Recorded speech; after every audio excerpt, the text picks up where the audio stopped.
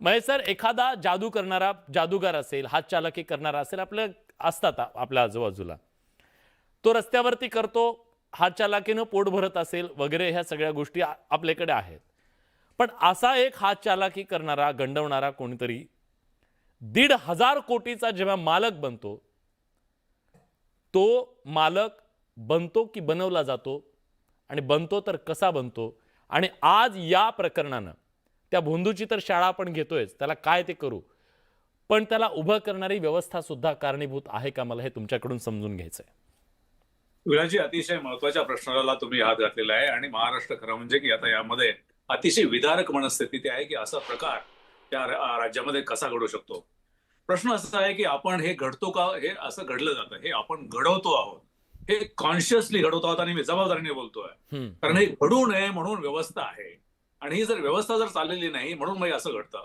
व्यवस्था काय आहे की अशा चुकीच्या गोष्टी की सामान्य माणसाला कुठेतरी फसवण्यात येते, आणि हे फसवणूकच आहे. हे काय साधा तुमचा जादूचा खेळ नाही एक रस्त्यावरती मांडलेला. हे एक मोठं भयानक भयावह असं प्रकरण आहे. आणि हे काय आज सुरू झालेलं नाही, 10-15 वर्षापासून ते सुरू आहे. आणि हे होऊ नये म्हणून आपल्याकडे तर ठीक आहे की तुमचा हा काय जादू टोणाविरोधी कायदा आहेच आहे, त्याची अंमलबजावणी झालीच पाहिजे. ती होते की नाही हे बघण्याची जबाबदारी ही त्या संबंधित सचिवांची आहे. त्या सचिवांना खरं विचारलं पाहिजे की तुम्ही झोपा काढतात का राज्यामध्ये, की या पद्धतीने असं जर होत असेल तर तुमचा उपयोग काय आहे? मग का तुम्ही फक्त खुर्च्या उभवतात आहात? दुसरी महत्वाची गोष्ट म्हणजे अशी आहे की आपल्याकडे राज्यामध्ये जे चाललेलं आहे ते व्यवस्थितच चाललेलं आहे का? आपण सामान्य माणसाच्या बाबतीमध्ये त्यांना संरक्षण देतो आहोत का? यासाठी व्यवस्था आहे. आणि ती व्यवस्था अशी आहे, जर काही चुकीचं होत असेल तर प्रत्येक जिल्ह्यामध्ये आपल्याकडे SID नावाचा एक विभाग असतो, पोलिसांचा गुप्त वार्ता विभाग. आणि मी ज्यावेळेस गृह विभागामध्ये ज्युनियर असताना होतो, त्या गृह विभागामध्ये ही ब्रँच मी हँडल केलेली आहे. दररोज संध्याकाळी राज्यामध्ये जे काय झालं चुकीचं किंवा बरोबर झालं असेल त्याची खरं म्हणजे की सगळा नोट यायची आणि तो नेट गृहविभागामध्ये तपासली जायची. आणि हाच गृहविभागामध्ये नंतर दुसऱ्या दिवशी सकाळी जे गुप्त वार्ता आयुक्त असतात, वरिष्ठ पोलीस अधिकारी असतात, ऍडिशनल DG लेवलचे असतात, ते दररोज सकाळी त्यांनी मुख्यमंत्री साहेबांना आणि त्यांच्या होम मिनिस्टर साहेबांना जाऊन सांगायचं असतं की साहेब राज्यामध्ये असं असं चाललेलं आहे, ही परिस्थिती आहे. आता दुसरी गोष्ट अशी हे झाली एक व्हर्टिकल. दुसरा व्हर्टिकल असा आहे की तो जिल्हाधिकारी जो असतो, जिल्हाधिकारी नुसता जिल्हाधिकारीच नसतो, तो जिल्हा दंडाधिकारी पण असतो. त्यामुळे त्याचं त्याच्या जिल्ह्यामध्ये लॉ अँड ऑर्डर कशी आहे, शांतता आहे की नाही, काही चुकीचं घडतंय का, हे त्यांनी समजावून घेतलं पाहिजे. दुर्दैवाने असं झालंय की आपल्या राज्यामध्ये फक्त जिल्हाधिकारी राहिले आहेत. जिल्हा दंडाधिकारी किंवा त्यांचं लॉ अँड ऑर्डरच्या बाबतीमध्ये किंवा अशा शांततेच्या बाबतीत त्यांचं लक्ष अजिबात राहिलेलं नाहीये. त्यावेळेस जिल्हाधिकारी होतो त्यावेळेस या SIDच्या लोकांना आठवड्यातून त्यांना बोलवायचं आणि विचारायचं काय चाललेलं आहे, आणि तुम्ही माहिती घ्यायची असतात. अशाच माहितीवरून मला नाशिक जिल्ह्यामध्ये जे फरशीवाले बाबा होते, सगळ्यांना माहिती असेल नाशिक लोकांना, त्यांच्यावरती ज्यावेळेस मी कारवाई सुरू केली त्यावेळेस डॉक्टर नरेंद्र दाभोळकरांनी येऊन त्याचं माझ्या अभिनंदन केलं होतं. त्यामुळे राज्यामध्ये खरं म्हणजे की आपण फक्त हे पोस्टमार्टेम करतो आहोत का, की आता जी चर्चा राज्य शासन किंवा काम करतायत ते आपण प्रिव्हेंट का करत नाही? ज्या महिला भगिनींनी जे त्रास सहन केलेला आहे किंवा जे आता काही घडलेलं आहे, संसार उद्ध्वस्त होत आहेत, हे आपण थांबवू शकलो असतो का? तसे थांबवण्याची व्यवस्था आहेच, पण ती आता मोडकळीच निघालेली आहे. आणि मला वाटतं की महाराष्ट्राने ही व्यवस्था केवळ पोस्टमार्टम करून नंतर काहीतरी कोणाला त्यांना शिक्षा होईलच, शिक्षा झालीच पाहिजे. पण हे जे त्रास झालेला आहे, हे ज्या पद्धतीने घडलेलं आहे ते आपण, आणि आजही खरं म्हणजे की विलासजी आपण मला सांगा की 15 दिवसापूर्वी आपल्याला माहित तरी होतं का? हे चालू होतं सरेराम, बाहेर अडलं म्हणून झालेलं आहे. त्यामुळे आजही महाराष्ट्रामध्ये असं घडत नाही का? घडत असेल मग ही यंत्रणा काय करते? आपल्याकडे मागे असं जळगावमध्ये असंच सेक्स स्कॅन्डल झालं होतं. बीड जिल्ह्यामध्ये अनेक भयानक प्रकार झाले आणि नंतर एक वेळेस ते बाहेर पडले. मला वाटतं की कुठेतरी ही प्रशासकीय यंत्रणा, राजकीय लोकांना मी याच्यामध्ये दोष देत नाही, कारण ते दैनंदिनरित्या तिथे नसतात.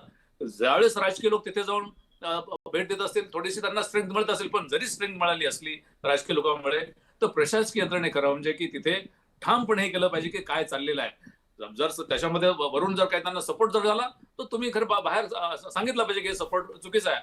पण हे प्रशासकीय यंत्रणेचं अपयश आहे. आणि मला वाटतं की महाराष्ट्राचं हे दुर्दैव आहे. आणि आपण जी एकेकाळी महाराष्ट्राची प्रशासनिक व्यवस्था ही देश पातळीवरती सगळ्यात जास्त प्रगल्भ व्यवस्था म्हणत होतो, ती व्यवस्था आता राहिलेली नाही. आणि असे प्रकार आता वाढत जातील. सर, याच्यातली एक गोष्ट म्हणजे आज खरं तर आपण सगळ्यांनी त्याच्याबद्दल बोलूया. केवळ जाऊन तिथं पाया पडला हा भाग वेगळा आहे. समजा कदाचित कोणीतरी सांगण्यावरून काहीतरी असेल आणि ते केलं. जेव्हा थेट संपत्तीमध्ये भागीदार अधिकारी बनतात ना, थेट संपत्तीमध्ये त्याच्या भागीदार बनतात, त्याच्या प्रॉपर्टीमध्ये ते मिळून एकत्र करतात ना. माझं म्हणणं आहे की त्या लोकांना तशाच प्रकारचे गुन्हे दाखल केले पाहिजे त्यांच्यावरती. विलासजी, हा मी माझा एक भाग मी सांगितला. दुसरा भाग आता तो अतिशय भयानक आहे. हा, म्हणजे तुमचं कदाचित एखादं दुर्लक्ष झालं किंवा मग तुम्ही तुमच्या कर्तव्य तुम्ही पार पडला मी तुम्हाला सांगतो, पण ज्या वेळेस तुम्ही अशा महाभयानक व्यक्तीबरोबर असे संपत्ती किंवा व्यवहार ठेवता किंवा जवळ ठेवता, हे प्रशासनाचे भाग असू नयेत. आणि तातडीने खरं म्हणजे अशी जर कीड लागलेली प्रशासकीय व्यवस्था असेल तर राज्याला खरं म्हणजे की भयानक असं वाईट परिस्थिती येणार आहे. मी कालच 2-4 दिवसापासून मी माझ्या समाजपत्रावर लिहितोय की जे राजकीय लोक याच्यामध्ये हे आहेत ते या लोकशाहीचा भाग असू नयेत. जे खराच्या बरोबर दिसत आहेत ते लोकशाहीचा भाग असू नयेत, आणि जे अधिकारी लोक आहेत ते खरं म्हणजे प्रशासकीय व्यवस्थेमधून बाहेर फेकले गेले पाहिजेत. आणि तसं जर केलं नाही तर मग प्रशासकीय व्यवस्था पुन्हा निर्डावली जाईल आणि मग पुन्हा असेच खरात निर्माण होतील आणि आपण खरं काहीच आहे. करू इस शकत देश में कुछ नहीं हो सकता हे जे लोकांच्या मनात बिंबत चाललंय ना, ते तोडणं सुद्धा खूप गरजेचं आहे. म्हणूनच मला आता सगळ्या पाहुण्यांकडे जायचं आहे. सर, खूप धन्यवाद. तुम्ही पहिली ओपनिंग रिमार्क मला तुमचं हवं होतं. डॉक्टर राजू वाघमारे,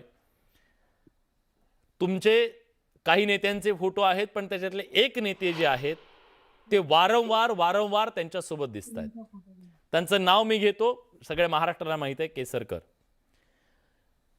केसरकरांना तो बेनिफिट ऑफ डाऊट देता येणार नाही की केसरकरांना त्यांच्याबद्दल काही माहीत नव्हतं किंवा काय आहे.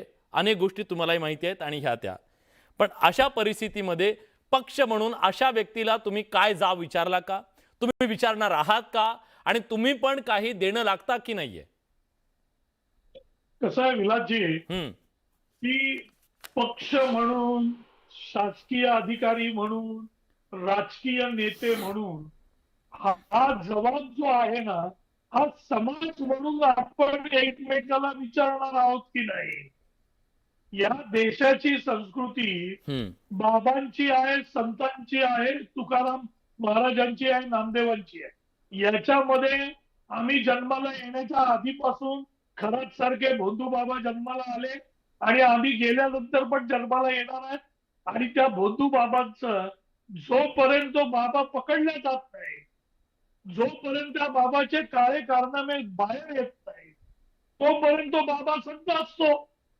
आणि एखादी व्यक्ती ज्यावेळी संत असते, या संस्कृतीमध्ये, महाराष्ट्राच्या आणि देशाच्या या हिंदू संस्कृतीमध्ये आणि इतर धर्मियांच्या संस्कृतीमध्ये, की जिथे देव, संत, युगपुरुष यांची पूजा केली जाते, यांना त्या पद्धतीनं सन्मान दिला जातो, त्या समाजामध्ये जोपर्यंत ही माणसं पकडली जात नाही तोपर्यंत हा खेळ असाच चालू राहतो.